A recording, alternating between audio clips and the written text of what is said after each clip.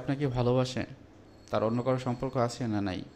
Confusion কীভাবে বুঝবেন? আজকের ভিডিওতে আমি কথা বলবো এই বিষয়গুলো নিয়েই। আমি আছি কাউন্সিলিং সাইকোলজিস্ট আসাদুজ্জামান রাজু। খুবই গুরুত্বপূর্ণ এই বিষয়টি। যার এই ধরনের কনফিউশন কাজ করে তার কিন্তু আসলেই জানার ইচ্ছা লাগে যে কীভাবে আমি বুঝবো যে সে আমাকে ভালোবাসে, অন্য কারোর সাথে সম্পর্ক নাই। প্রথমে যে বিষয়টি আপনি খেয়াল রাখবেন, আমি টোটাল 8টা বিষয়ের কথা বলবো। খুবই গুরুত্বপূর্ণ এই বিষয়গুলো যদি মাথায় রাখেন তাহলে বুঝতে পারবেন। প্রথমে যে আসে কোয়ালিটি টাইম, অর্থাৎ যা কিছু হোক না কেন আপনার সংস্পর্শে থাকার চেষ্টা করবে, আপনার সাথেই মেশার চেষ্টা করা, যে টাইমটি থাকবে বা সময়টি থাকবে একত্রিত করব। হয়তো বা সে অন্য কোথাও থাকতে পারে, কি করছে কি সেটা যেমন আপনাকে বলবে, সাথে সাথে আপনি কি করছেন সেটাও সে জানার চেষ্টা করবে। কারণ দূরে থাকলেও এই যে কোয়ালিটি টাইমটা সে কিন্তু উপভোগ করবে। এরপর হলো ইমোশনাল কানেকশন। আপনার আবেগের যে একটা কানেকশনটা সেটা কিন্তু তৈরি করবে। আর নিজের ভিতরে কী ধরনের অনুভূতি হচ্ছে, আপনার কী ধরনের অনুভূতি হচ্ছে সে কিন্তু আপনার মাধ্যমে জানার চেষ্টা করবে বা নিজেকে সে শেয়ার করবে। আপনার ভিতরে যদি খারাপ লাগা কাজ করে, আপনার ভ্যালু সিস্টেমে যদি কোনো সমস্যা আপনি বোধ করেন, হয়তো বা ফ্যামিলিগত বা মানসিক চাপের কারণে, সেই জায়গাতে কিন্তু সে আপনার কাছাকাছি থাকবে।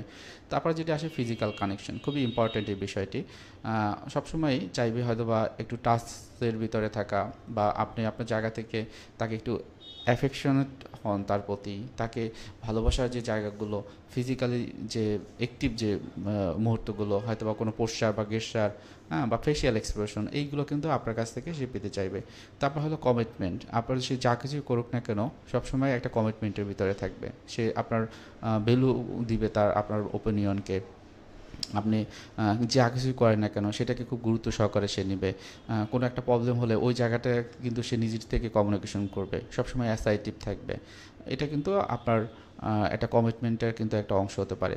কমিউনিকেশনের জায়গাটি যেটি হয় যে হয়তোবা আপনি কোনো প্রবলেমে আছেন বা তার কোনো প্রবলেম আছে, সেক্ষেত্রে সে ওপেন হবে, হ্যাঁ, যে তোমারও তো এই প্রবলেমগুলো রয়েছে, আমি দেখছি যে আমার এই প্রবলেমগুলো। সো এটা মানে কি, এটা কিন্তু তার একটা ম্যাচুরিটিও শো করবে আপনার এবং তার ভিতরে। এবং সবসময় ওই যে কথাটা বললাম যে কমিউনিকেশনে ওইটাই হবে, এমন যে একটা লাভ এনভায়রনমেন্ট যেরকম থাকে সেই ধরনের কিন্তু থাকবে। এরপর হলো যে জেলাসি, খুবই গুরুত্বপূর্ণ। তার আপনার ক্ষেত্রে কিন্তু জেলাসিও থাকবে।